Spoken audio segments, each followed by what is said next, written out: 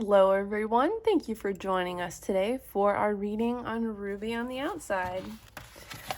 We left off right here up top, so let's get started.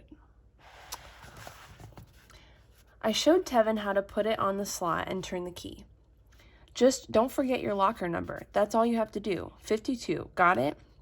Tevin nodded and then he said, real quietly, but I just bought this and I wanted to show it to my mom. I straightened up my shoulders and started to tell him something like a teacher or a CO would say. Well, we can't all get what we want, can we? But I didn't say that. I know, I said, it stinks, but it'll be okay, I promise. Promise? Of course, what could I promise? Nothing. Tevin and I seemed to show up on the same days and about the same time, and after a few months, I started expecting to see him. Sometimes, when there was a really long wait outside the trailer, we would break away from the line, take a little walk along the fence, and talk. I didn't ask, of course, but Tevin told me about his mother. She shouldn't be here, he told me. She didn't do anything. I had long since stopped thinking like that. I knew my mother, too, had been in the wrong place at the wrong time. She made some bad choices, and now we were all paying the price. But like Matu liked to say, it doesn't help to dwell on it. It's in the past, she would say, ever since that day my mother tried to talk to me. I don't want thoughts like that in my mind. We need to move on, Matu would tell me. Let it go. I know, I told Tevin. No, I mean it, Tevin insisted. It was this lady who moved in next door to us. She didn't have a car, but we did. I don't know how she got around or anything. We used to see her walking, and sometimes my mom would drive her to the grocery store or stuff like that. But this one day, I wasn't home. If I was home, it wouldn't have happened, but I wasn't home. That's why it's my fault. I was at the movies with my stepbrother, but I should have stayed home. I didn't even want to go. If I had been home, my mom wouldn't have given that lady a ride to her uncle's. Tevin was talking really fast, and I could tell he was trying not to get too mad, too upset, or cry. That's what she told my mom. She just needed a ride to her uncle's. That lady didn't even have an uncle. Tevin's mom had only been in prison for a few months. He'd get used to it, I thought. You have to make it through that whole first year. That's what everyone says. First, you have to survive 1 year, your birthday, their birthday, a Thanksgiving, a Christmas, one of every holiday. Tevin needed more time, a full year. It's not your fault, I told him, because that's what grown-ups always say, so I said it.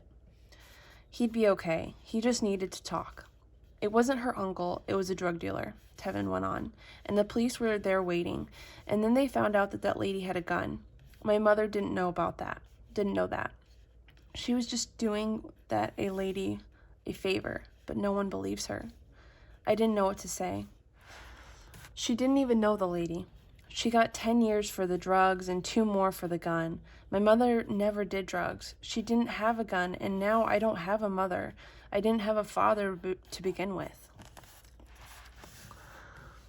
Listening to him, I was just thinking how people here are just like me, and how nobody on the outside is like us at all, and how it's like there are all these voices and no one is listening. So I tried to listen really hard, because there wasn't anything else I could do. I'm going to get her out of here, Tevin was saying. I'm all she has, and I have to. I knew she was all Tevin had too. Then every time I saw Tevin, he would give me updates about his mother's chances for a retrial and his whole family's letter-writing campaign. I didn't once think about why we weren't doing that. I just listened. Tevin got better and better at understanding the whole process. He might have been 10 years old, but he sounded like a lawyer. One time he bought me photographs to show me before we got into the security area. He always brought his own quarter now. And then one day when he got up to the counter to check in, they told him his mother wasn't there anymore.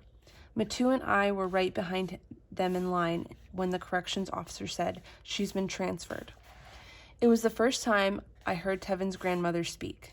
"What?" she asked. "What? Where's my daughter? What do you mean transferred? When did this happen? Why weren't we told?" Tevin was quiet. He looked like all the air had been sucked right out of him, but he was still standing up.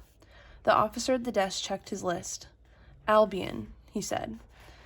I knew what that was. Albion was the only other state prison for women in New York. It was really, really far away, almost in Canada. Sometimes women went there right before they were going to be let out. So maybe it was a good thing, but Tevin wouldn't look at me. He didn't say a word. He and his grandmother had to step out of line, and me and Matu were next. I never saw Tevin again, and I had no way to find him. I never thought to ask him for his last name or his address or his email. It never crossed my mind that he wouldn't just be here every week, just like me. But he was gone. I like to believe that Tevin's mother had a new trial and they found her innocent, and they all went home from Albion together, like a magical storybook with a happy ending. I like to believe that.